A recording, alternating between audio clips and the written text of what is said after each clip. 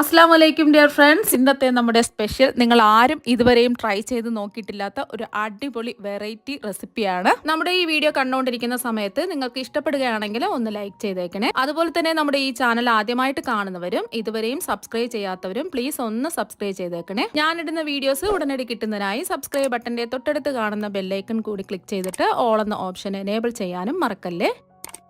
അത് തന്നെ ഇതിനായിട്ട് നല്ലോണം കഴുകി വൃത്തിയാക്കി എടുത്ത 4 കിലോ സ്വീറ്റ് പൊട്ടാറ്റോ ആണ് എടുത്തിട്ടുള്ളത്. മധുരക്കിഴങ്ങാണ്. ഇനി ഇതിന്റെ തൊലിയെല്ലാം ഒന്ന് മാറ്റിയതിന് ശേഷം റൗണ്ട് ആയിട്ട് ഒന്ന് കട്ട് ചെയ്തെടുക്കാം. അപ്പം മധുരക്കിഴങ്ങ് അല്ലെങ്കിൽ ചീനക്കിഴങ്ങിന്റെ തൊലിയെല്ലാം മാറ്റിയതിന് ശേഷം ഇതുപോലെ കട്ട് ചെയ്തിട്ട് കഴുകി വൃത്തിയാക്കി എടുത്തിട്ടുള്ളതാണ്. ഇനി നമ്മൾ കട്ട് ചെയ്തെടുത്ത മധുരക്കിഴങ്ങ് വേവിച്ചെടുക്കണം. അതിന് വേണ്ടിയിട്ട് സ്റ്റീമറിൽ കുറച്ച് വെള്ളം തിളപ്പിക്കാൻ വെച്ചിട്ടുണ്ട്. സ്റ്റീമറിൽ വെക്കുകയോ അല്ലെങ്കിൽ ഇഡ്ഡലി ചെമ്പിൽ വെള്ളം തിളപ്പിക്കാൻ വെക്കുകയോ ചെയ്യുക. ഇനി കട്ട് ചെയ്തെടുത്ത ചീനിക്കിഴങ്ങ് ഈ സ്റ്റീമറിൽ അങ്ങ് ഇട്ട് കൊടുക്കുക. സാധാരണ നമ്മൾ വെള്ളത്തിലിട്ട് പുഴുങ്ങിയല്ലേ എടുക്കാറുള്ളത് ഈ മധുരക്കിഴങ്ങ്. അപ്പോൾ വെള്ളത്തിലിട്ട് പുഴുങ്ങിയാണെന്നുണ്ടെങ്കിൽ അതിൻ്റെ എല്ലാ ഗുണങ്ങളും നഷ്ടപ്പെടും.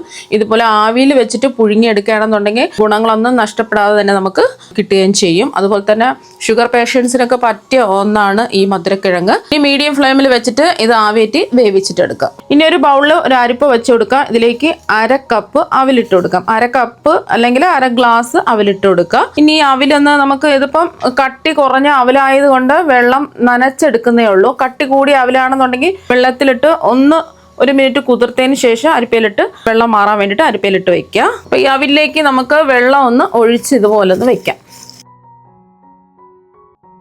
കനം കുറഞ്ഞ അവിലായതുകൊണ്ടാണ് ഇങ്ങനെ ചെയ്യുന്നത്. അപ്പോൾ അത് വെള്ളം ഒഴിച്ച് കുറച്ച് സമയം ഇങ്ങനെ തന്നെ ഇരിക്കട്ടെ. അപ്പം ഈ അവല് കുതിർന്ന് സോഫ്റ്റായി കിട്ടും. അപ്പം നമ്മൾ ഇത് ആവിയേറ്റാൻ വെച്ചിട്ട് ഒരു 7 മിനിറ്റ് ആയിട്ടുണ്ട്. അപ്പോൾ 7 മിനിറ്റ് ആയപ്പോൾ തന്നെ നല്ലോണം വെന്ത് സോഫ്റ്റായി കിട്ടിയിട്ടുണ്ട്. ഇതുപോലെ നമ്മൾ സ്പൂൺ വെച്ച് നോക്കുമ്പോൾ നമുക്കിതുപോലെ മുറിഞ്ഞ് നല്ല സോഫ്റ്റായി വരണം. അതുവരെയും നമുക്ക് ആവിയേറ്റി വേവിച്ചിട്ടെടുക്കണം. അപ്പോൾ ഇത് നല്ല ചൂടാണ്. ചൂട് മാറാൻ വേണ്ടി നമുക്ക് പുറത്തെടുത്ത് മാറ്റി വയ്ക്കാം. ഇതിൻ്റെ ചൂട് ജസ്റ്റ് ഒന്ന് മാറിയിട്ടുണ്ട്. ഇനി നമുക്ക് ഇതിലേക്ക് കുതിർത്ത് വെച്ചിരിക്കുന്ന അവിലിട്ട് കൊടുക്കാം. നന്നായിട്ട് ഇതൊന്ന് ഉടച്ചെടുക്കാം.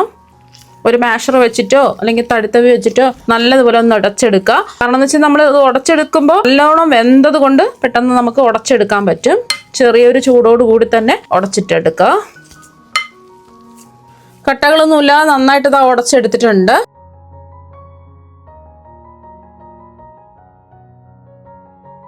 ഇനി ഇതിലേക്ക് ഒരു 1/2 കപ്പ് റവ ചേർത്ത് കൊടുക്കാം. വറുത്തതോ വറുക്കാത്തതോ ഏത് റവ വേണമെങ്കിലും എടുക്കാവുന്നതാണ്. ഇതിലേക്ക് ചേർത്ത് കൊടുക്കുന്നത് ഒരു 1/4 കപ്പ് തൈരാണ്. അധികം പുളിപ്പൊന്നും ഇല്ലാത്ത തൈര് എടുക്കുക.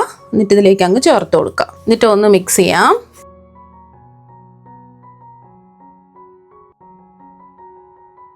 അപ്പോൾ അതൊന്ന് മിക്സ് ചെയ്ത് എടുത്തിട്ടുണ്ട്. ഇനി ഇതിലേക്ക് നമ്മൾ ചേർത്ത് കൊടുക്കുന്നത് ഒരു ചെറിയ സവാള ചെറുതായിട്ട് കുഞ്ഞായിട്ട് അരിഞ്ഞെടുത്തത് ചേർക്കാം. വലിയ സവാള ആണെന്നുണ്ടെങ്കിൽ കുറച്ചൊരു 1/4 ഭാഗമൊക്കെ എടുത്താൽ മതിയാവും. അതുപോലെ തന്നെ ഇതിലേക്ക് ഒരു ചെറിയ ക്യാരറ്റ് ചെറിയ ഹോളിൽ കൂടെ ഗ്രേറ്റ് ചെയ്തെടുത്തതാണ്, അതും കൂടി ചേർക്കാം. ഇഷ്ടമുള്ള വെജിറ്റബിൾസ് ഒക്കെ ചേർത്ത് കൊടുക്കാവുന്നതാണ്. പിന്നെ നമ്മളിതിലേക്ക് ചേർത്ത് കൊടുക്കുന്നത് ഒരു പച്ചമുളകാണ്. ഞാനിപ്പോൾ എരിവുള്ള പച്ചമുളകായതുകൊണ്ട് 1 എടുത്തിട്ടുള്ളൂ. എരിവില്ലാത്ത പച്ചമുളകാണെന്നുണ്ടെങ്കിൽ 2 എടുക്കാം. അവരവരുടെ എരിവിനനുസരിച്ചിട്ടുള്ള പച്ചമുളക് ചേർക്കുക. പിന്നെ ഇതിലേക്ക് 1 ടീസ്പൂൺ ഇഞ്ചി ഗ്രേറ്റ് ചെയ്തെടുത്തതാണ്, അതും ചെറിയ ഹോളിൽ കൂടി ഗ്രേറ്റ് ചെയ്തെടുക്കുക. അല്ലാന്നുണ്ടെങ്കിൽ പൊടിയായിട്ട് അരിഞ്ഞെടുക്കുകയോ ചതച്ചെടുക്കുകയോ ചെയ്താൽ മതി. കുറച്ച് കറിവേപ്പില ചെറുതായിട്ട് കട്ട് ചെയ്ത് ചേർക്കാം. ഒരു 5-6 കറിവേപ്പില ചെറുതായിട്ട് കട്ട് ചെയ്തെടുത്തതാണ്. ഇതിൻ്റെ കൂടെ തന്നെ കുറച്ച് മല്ലിയില, 1 ടേബിൾ സ്പൂൺ മല്ലിയിലയും കൂടി ചേർത്ത് കൊടുക്കാം. അപ്പോൾ ഇതും കൂടി ചേർത്തിട്ട് ഒന്ന് മിക്സ് ചെയ്യാം. കൈ വെച്ചിട്ടോ സ്പാച്ചില വെച്ചിട്ടോ തടുത്തവി വെച്ചിട്ടോ ഇതുപോലെ ഒന്ന് മിക്സ് ചെയ്തെടുക്കാം. അപ്പോൾ അതെല്ലാം നന്നായിട്ടൊന്ന് മിക്സ് ചെയ്തെടുത്തു. ഇനി ഇതിലേക്ക് കുറച്ച് വെള്ളം ഒഴിച്ചു കൊടുക്കാം. ഒരു ഇഡ്ഡലി മാവിൻ്റെ പരുവത്തിലാണ് നമുക്ക് വേണ്ടത്. ഒരു 1/2 കപ്പ് വെള്ളം എടുത്തിട്ടുണ്ട്. കുറേശ്ശെ ഒഴിച്ചു കൊടുക്കാം.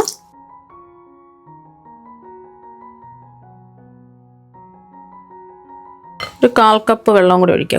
കുറേശ്ശെ ഒഴിച്ചു കൊടുക്കുക.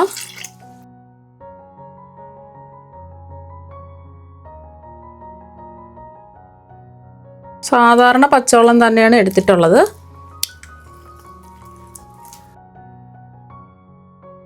അപ്പോൾ അത് ആ ബാറ്റർ റെഡി ആയിട്ടുണ്ട്. ഒരു 1/2 കപ്പ് വെള്ളത്തിൻ്റെ ആവശ്യമേ വന്നിട്ടുള്ളൂ. ഇനി ഇതിലേക്ക് ആവശ്യത്തിനുള്ള ഉപ്പ് ചേർക്കാം. ഞാനിപ്പോൾ ഇതിലേക്ക് ഒരു 1/2 ടീസ്പൂൺ ഉപ്പാണ് ചേർക്കുന്നത്. ഉപ്പ് കുറവുണ്ടെന്നുണ്ടെങ്കിൽ കുറച്ചും കൂടെ ഉപ്പ് ചേർത്ത് കൊടുത്താൽ മതി. അവരവരുടെ ഇഷ്ടത്തിനനുസരിച്ച് ഉപ്പ് ചേർത്ത് കൊടുക്കുക. ഉപ്പൊന്നും കൂടെ ചേർത്ത് കൊടുത്തതിന് ശേഷം നമുക്ക് റവ ഒന്ന് കുതിർന്ന് സോഫ്റ്റായി കിട്ടാൻ വേണ്ടിയിട്ട് കുറച്ച് സമയം ഒന്ന് മൂടി വയ്ക്കാം.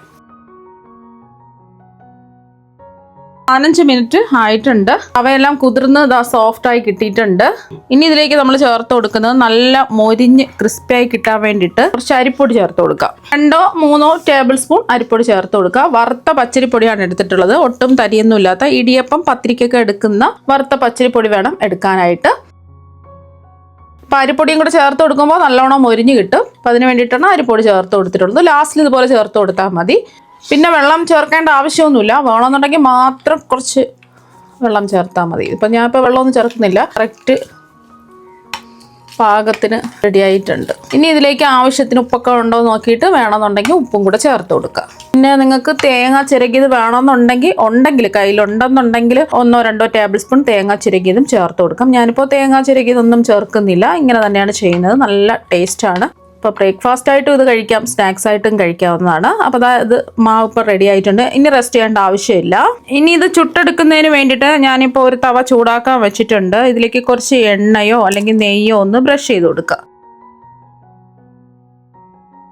നമ്മൾ തയ്യാറാക്കിയെടുത്ത ബാറ്റർ 1 സ്പൂൺ ഒഴിച്ചു കൊടുക്കുക. മീഡിയം ഫ്ലെയിം വെച്ച് കൊടുക്കുക. എന്നിട്ട് ചെറുതായിട്ടൊന്ന് പരത്തി കൊടുത്താൽ മതി. ഒരുപാട് പരത്തി വലുതാക്കേണ്ട ആവശ്യമില്ല. ഇപ്പോൾ ഇത്രേ പരത്തി എടുക്കുന്നുള്ളൂ. ചെറിയൊരു കനത്തിൽ പരത്തുക. എന്നിട്ട് നമ്മൾ കുട്ടികളെയൊക്കെ പറ്റിക്കാൻ വേണ്ടിയിട്ട് കാണാൻ ഒരു ഭംഗിക്ക് വേണ്ടിയിട്ട് കുറച്ച് എള്ളിങ്ങനെ വിതറി കൊടുക്കുക. വെള്ള എള്ളോ അല്ലെങ്കിൽ കറുത്ത എള്ളോ കാണാൻ ഒരു ഭംഗിക്ക് വേണ്ടി മാത്രമാണ്. വേണമെന്ന് നിർബന്ധമൊന്നുമില്ല. ഇനി മൂടി വെച്ചിട്ട് ഒന്ന് കുക്ക് ചെയ്തെടുക്കാം.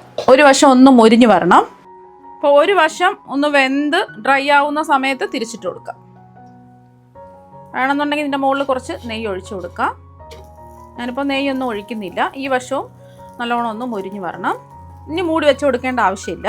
ഈ വശവും നല്ലോണം വെന്ത് മൊരിഞ്ഞ് വന്നിട്ടുണ്ട്.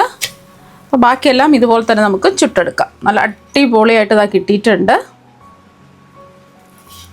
കഴിക്കാൻ വേണ്ടിയിട്ട് നല്ല അടിപൊളി ടേസ്റ്റാണ്. ചട്നിയുടെ ഒന്നും തന്നെ ആവശ്യമില്ല. സ്നാക്സ് ആയിട്ടോ അല്ലെങ്കിൽ നമുക്ക് ബ്രേക്ക്ഫാസ്റ്റ് ആയിട്ടോ ഒക്കെ കഴിക്കാവുന്നതാണ്. അതെല്ലാം ചുട്ടെടുത്തിട്ടുണ്ട്. ഇതിന്റെ ടേസ്റ്റ് പറഞ്ഞറിയിക്കാൻ പറ്റില്ല. രോഗികൾക്കും വരാനിരിക്കുന്ന അസുഖങ്ങളൊക്കെ മാറുന്നതിന് വേണ്ടിയിട്ട് സ്വീറ്റ് പൊട്ടറ്റോ ഇതുപോലെ ചെയ്തിട്ട് കഴിക്കുക. ഇതുപോലെ മാത്രമല്ല വെറൈറ്റി ആയിട്ടുള്ള ഡിഷസ് നമുക്ക് ഉണ്ടാക്കി കഴിക്കാൻ പറ്റും. ടേസ്റ്റിന്റെ കാര്യത്തിൽ ഒന്നും പറയാനില്ല. നല്ല അടിപൊളി ടേസ്റ്റ് തന്നെയാണ്. ഇത് വെറുതെ കഴിക്കാനും നല്ല ടേസ്റ്റാണ്. ബ്രേക്ക്ഫാസ്റ്റ് ആയിട്ടും കഴിക്കാവുന്നതാണ്.